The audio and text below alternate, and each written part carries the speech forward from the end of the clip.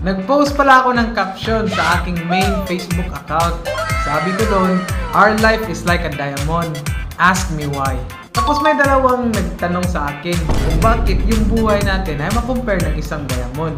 Sa video na ito, pag-usapan natin mga Cubs kung paano natin makompare yung life natin sa isang diamond. Pero syempre, bago sa lahat, kung hindi ka pa nakapag-follow sa aking page, baka naman.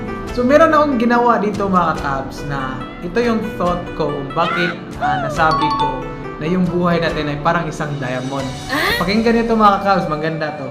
So sinulat ko dito, just like a diamond, we all begin as something unrefined. A diamond doesn't start out shining.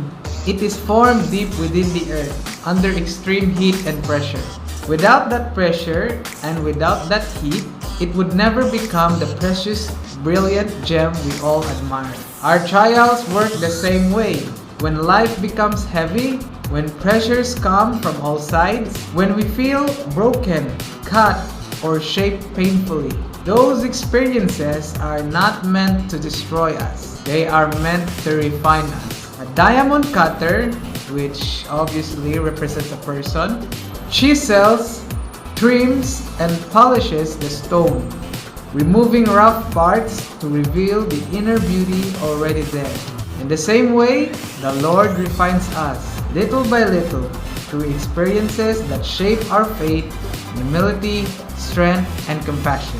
And as the result, we shine brighter than before. Our true potential placed in us by God is revealed. We become more like Him. A diamond only shines after heat, pressure, and refining, and so do we.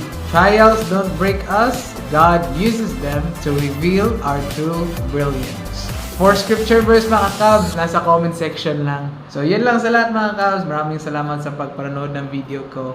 And always remember that you are a child of God. And rich blessings are in store for you. You are created by His own image. And you have the potential to become like Him someday. Thank you for watching my video. And to God be the glory.